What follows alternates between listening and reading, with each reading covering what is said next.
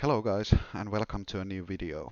So I wanted to try something different and make a series on Glorious Battle, kind of like Glorious Battle diaries.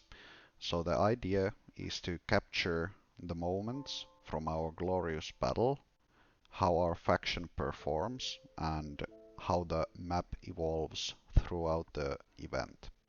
And since this is day 0, in this video, I will go over some of the most important parts of the rules, which hopefully will help especially the new players to see how the event works out and what to focus on at the start. So if we start with the factions, every Glorious Battle map is divided into 8 factions. The factions are Shadow, Lordsbane, Tempest, Aegis, Scarlet, Longreach, Frost and Justice. And in this Glorious Battle, my alliance was placed on the Scarlet faction. So I will be making videos from Scarlet faction's point of view. In Glorious Battle there are different multiple cities you can capture throughout the event. The main city, which is right in the middle of the map, is Glorious City. It will grant you 3000 influence rating and also increase the enemy casualty rate by 10%. Influence is what determines when the event ends which faction is going to win the Glorious Battle. The faction with most influence will be declared as the winners of the event. With Glorious City there are other buildings such as merchant cities. They come in small, medium and large, and in these cities you can send your troops to trade for resources, and the larger the city, the more resources you will be gaining. And these resources are important for your faction because they are being used to upgrade your cities your faction owns, and also the resources are used to send your troops from fortresses, which I will cover in a bit. With merchant cities there are also military cities. They are also small, medium and large ones. And what this does is they will generate marching bugles and war horns. And these items are used to declare wars on other buildings and also to perform actions in the map, such as sending your armies to attack or defend or trade in the merchant cities. Fortress is an important building. It can be used so that if you spend 10 armament supplies, which I call resources, you can deploy 1 troop from a fortress. So basically, when you go to the middle parts of the map, the marching distance increases all the time. And if you use fortress to send your troops, it will mean that your troops take less time to walk for the attack you're going, and also your troops will have more resilience when they arrive. Resilience I will be covering in the later videos of this series.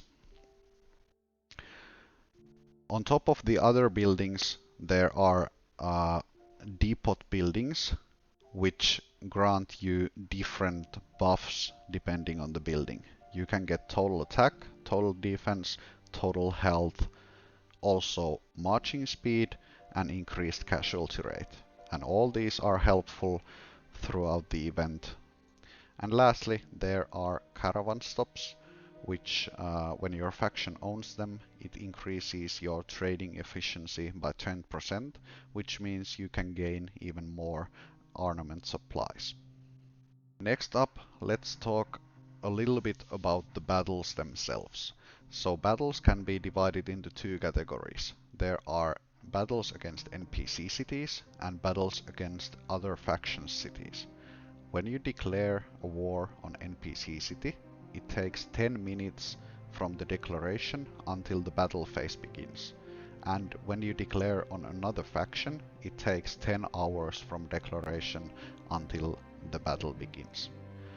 Both in NPC and other faction battles, the battle phase is 1 hour, and in order to win the attack, you need to capture the enemy city within that 1 hour period.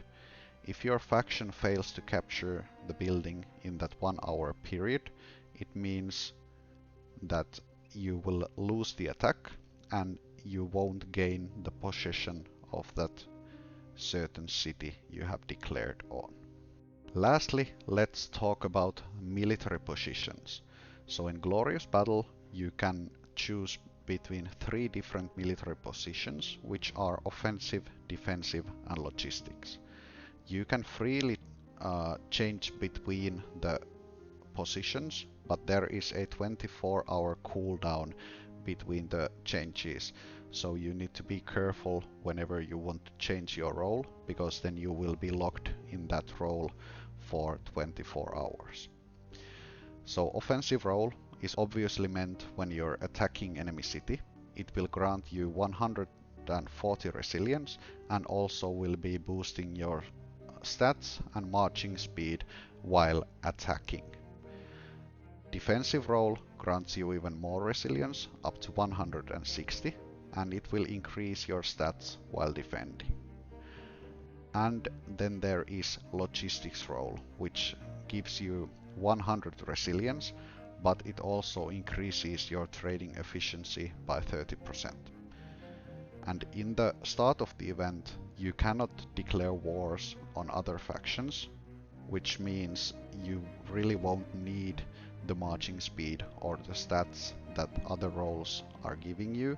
So it is a good choice to pick logistic role in the start so that your faction can generate more armament supplies, so that once the map opens, your faction will be ready for the battles. And then you can choose to select either offensive or defensive role later on in the event. So that's everything I wanted to say in this day 0 video. I think these are the most important things to know when you start your journey on the Glorious Battle. And in the later videos I will be showing you how our faction is doing and also covering other topics of the event, how it will proceed.